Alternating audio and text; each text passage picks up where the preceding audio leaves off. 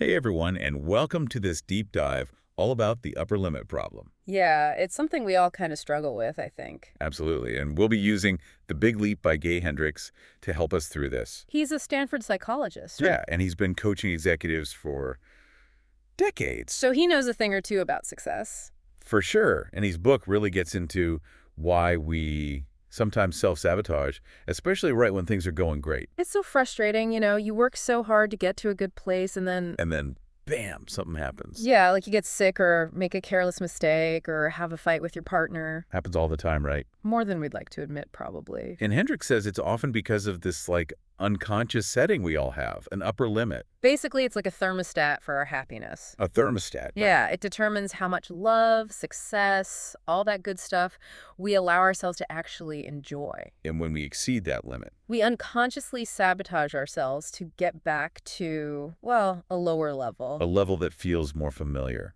Exactly, even if it's not actually good for us.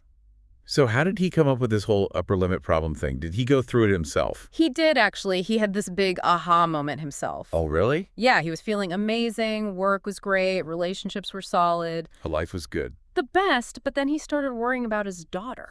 Why? What happened? Nothing, actually. She was away at this summer program, and he just started picturing her being lonely. Oh, I do that too. The overthinking, the what ifs. Exactly, and he was so convinced something was wrong that he even called her dorm.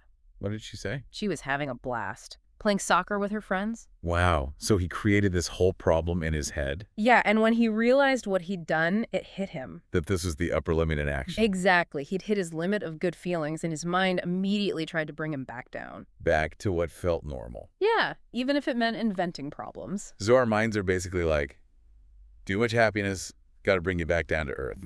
That's crazy.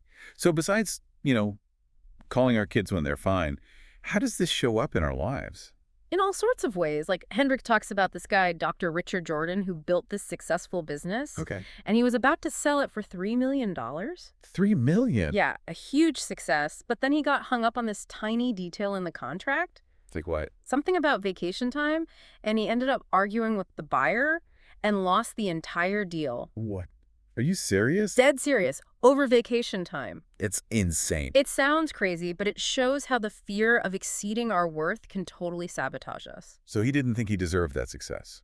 On some level, probably not, so he found a way to mess it up. Wow. It's not just about actions then. It's about our deep down beliefs about ourselves. Exactly, and that can show up in less dramatic ways, too, like procrastinating on a project you're excited about, picking fights for no reason. Oh, or like when I overthink every little decision. Exactly. It's like a part of us is saying, whoa, things are going too well here, let's stir up some drama. That's a great way to put it. But what about, deep-seated issues? Stuff from our childhood. Can that play a role, too? Definitely. Hendricks talks about this crime of outshining barrier. Crime of outshining. What's that? It's this idea that we sometimes feel guilty for surpassing other people, like we're committing a crime by being more successful. Wow. And it often comes from how we were raised. So if our parents, I don't know, always criticized our achievements. Or compared us to our siblings. Right. That can stick with us. Absolutely, even if we don't realize it's happening. So we've got these upper limits influenced by all this stuff from the past. And it's messing with our ability to actually enjoy success and happiness. Yeah, it's a tough cycle to break. It sounds pretty daunting, to be honest. It is, but Hendricks has some great strategies for dealing with it. Okay, so there's hope. Tons of hope. And we'll be diving into all of that in the next part of our deep dive. Can't wait to hear more about breaking free from all this self-sabotage. Me too, it's going to be good. Okay, so we've kind of established that we might have this upper limit thing going on, and it's probably tied to some old beliefs from our past.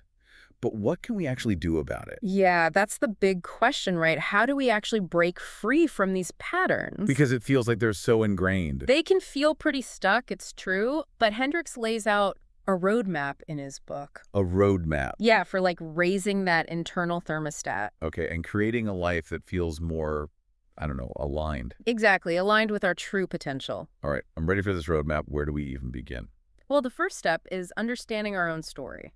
Okay. Hendricks really emphasizes this, uncovering those early experiences that might have, shaped our upper limit. So it's like we've got to understand the root of the problem before we can fix it. Exactly, like excavating the foundation of a house, seeing why it's a bit wonky. Makes sense. So what does that look like in practice?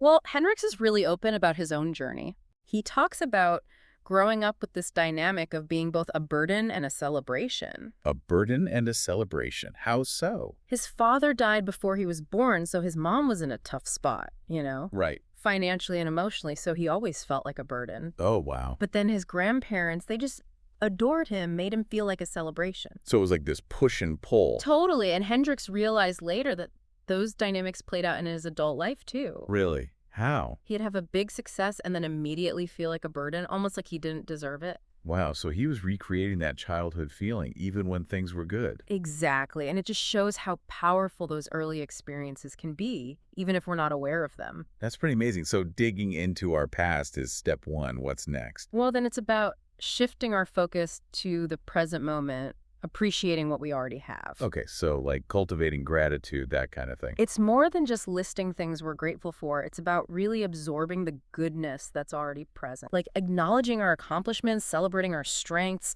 appreciating the people in our lives. I think so many of us are just focused on what we're lacking, Totally, and it creates this constant sense of lack, even when we're achieving amazing things. So we got to rewrite that narrative from I don't have enough to I have so much to be grateful for. Yes, and that shift can be so powerful. It raises our baseline level of happiness, and that helps with the upper limit. It's like we're expanding our capacity for joy. Exactly.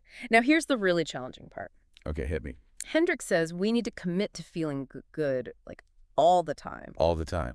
Seriously. Yeah. Isn't that a bit unrealistic? I know it sounds kind of out there, but Because life throws curveballs, of course. But most of us, we operate under this assumption that feeling good is fleeting. Like it's always followed by something bad. Right, that what goes up must come down thing. Yeah. But Hendricks argues that we can actually choose to cultivate positive feelings. But how? I mean, it's easy to say choose to feel good, but how do we actually make that shift? It starts with awareness. What stories are we telling ourselves about happiness? Okay. Like, I don't deserve to be happy, or if things are going well, something bad's going to happen. Oh, I've definitely got those tapes playing in my head. We all do, but once we identify those beliefs, we can start to challenge them. So we can choose to believe that happiness is our right, that we deserve to experience good things. Exactly, and that opens up the possibility of feeling good more consistently without triggering that upper limit. It's like creating a new normal for ourselves. Yes. Now, feeling good is a crucial piece, but there's another essential element, finding and living in your zone of genius. Zone of genius. Okay, explain that one. So it's that sweet spot where your talents, your passions, and your purpose all come together. So it's the work that feels effortless, the stuff that lights you up. Exactly. The stuff that makes you lose track of time. That sounds amazing, but honestly, sometimes it feels like I'm just going through the motions, I know. It's so easy to get caught up in expectations and lose sight of what truly matters. Right, like doing what we should be doing, not what we actually want to be doing. Exactly. But Hendricks has these great questions for uncovering your zone of genius. Oh, like what? Like, what did you love to do as a child? What activities make you lose track of time? What are you naturally good at, even if it doesn't seem like a real skill? I love those questions. Yeah. It's like taking a trip back to childhood, remembering what brought us joy. Exactly. And Hendricks talks about the importance of playfulness, too. Oh, okay. He uses the example of these consultants, Rhonda and Cynthia, who were known for being fun and creative. Okay. And they merged their businesses and tried to be more corporate, I see. and made this super sleek website, but it was totally missing their spark. So they lost their uniqueness by trying to fit into a mold. Totally. And their business actually suffered. It wasn't until they brought back the playfulness that things turned around. That's such a good reminder that our uniqueness is our strength. Absolutely. And speaking of uniqueness, Hendricks also talks about this concept of unique ability. Unique ability. Okay. It's like our superpower, but a real one, not like from a comic book. Okay, I like it. Give me an example. Like this CEO, Anne, who thought her unique ability was running meetings because she was good at it. Which is a valuable skill, I guess. It is, but it wasn't her core genius. When they dug deeper, they realized her real superpower was sensing energy shifts in a room. Like being intuitive. Yes. and knowing how to adjust her approach accordingly. And it turned out she'd been doing this since she was a kid. Really? Yeah, navigating a chaotic family life, it was an innate skill that she'd honed over years. So we might all be walking around with these hidden superpowers and not even realize it. Exactly. We take our unique abilities for granted because they come so naturally to us. That's so true. So how do we identify them, these superpowers? Hendricks suggests using specific sentence starters. Oh, like what? Like, I'm at my best when I'm... and then get more specific, like, when I'm at my best, the exact thing I'm doing is... Okay. And finally, the unique ability that's at play here is... I love that. It breaks it down into manageable steps. Right. It's all about bringing awareness to those qualities we often overlook. And once we identify our unique ability, then what? Then we can start prioritizing the activities that let us express it fully. And that's how we move from feeling stuck to living on a continuous upward spiral. Okay, so we've talked about, like, identifying your zone of genius and all that, but how do we actually step into it and stay there, you know? Because life's always going to throw curveballs. Right. It's not like everything magically becomes easy just because you know what your zone of genius is. Exactly. So what do we do? Well, Hendricks has this idea. He calls it the ultimate success mantra, or USM for short. A mantra. I don't know about all that chanting stuff. Is this like incense and Christmas territory? Not really. It's more like an affirmation, something you repeat to yourself to reprogram your subconscious. Oh, okay, I can get behind that. It's for success, abundance, love, all that good stuff. Okay, what is it, this mantra?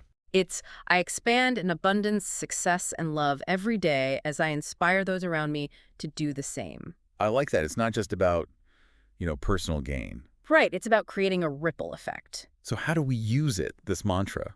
You can incorporate it into your meditation practice or just use it as a reminder throughout the day. So I could write it down, repeat it in my head, that kind of thing? Exactly. It's about keeping that intention of expansion top of mind. Like planting seeds of positivity. I love that. Creating fertile ground for growth. This reminds me of another thing Hendricks talks about, Einstein time. It feels connected to this whole expansion thing, but with time. Yeah, time can feel pretty limited sometimes. Especially these days. So what's Einstein time all about? It's about realizing we are the source of time, not a slave to it. Okay, hold on. How are we the source of time? Think about it. Sometimes time flies by, sometimes it drags on forever. It's all about our perception. Yeah, that's true. Most of us think of time as linear, fixed, outside our control, but Hendricks says we can shift to an Einsteinian perspective. Meaning? Meaning we have the power to create as much time as we need. Wait, create time? Is that even possible? It's not about literally manipulating time. It's about shifting our internal experience of it. Okay, give me an example. Hendricks tells this story about a stockbroker who forgot his watch and was freaking out about being late for a meeting. Oh, no. But then he remembered Einstein time and thought, I am time, I'll make enough of it so I won't be late. And what happened? He got to the meeting and nobody was even there yet. Wow, so he literally created more time just by changing his mindset. It's pretty powerful stuff. So how do we do that? Shift our mindset about time? By becoming aware of where we're giving our power away to time. Okay. Ask yourself, where in my life am I not taking full ownership? What am I trying to disown? So basically, recognizing when we're feeling rushed and asking if we're creating that urgency ourselves. Exactly. It's about reclaiming our power.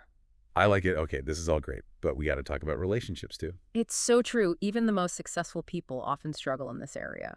Yeah, it's like we can achieve all these amazing things in our careers, but relationships trip us up. And that's where the upper limit problem can really show up. How so? We might fear intimacy, sabotage things with arguments, or even project our insecurities onto our partners. Oh yeah, projection. That's a big one. It's a huge obstacle to healthier relationships, and Hendricks says we have to own our projections. Right. Take responsibility for our own stuff. Exactly. We are 100% responsible for the reality we create.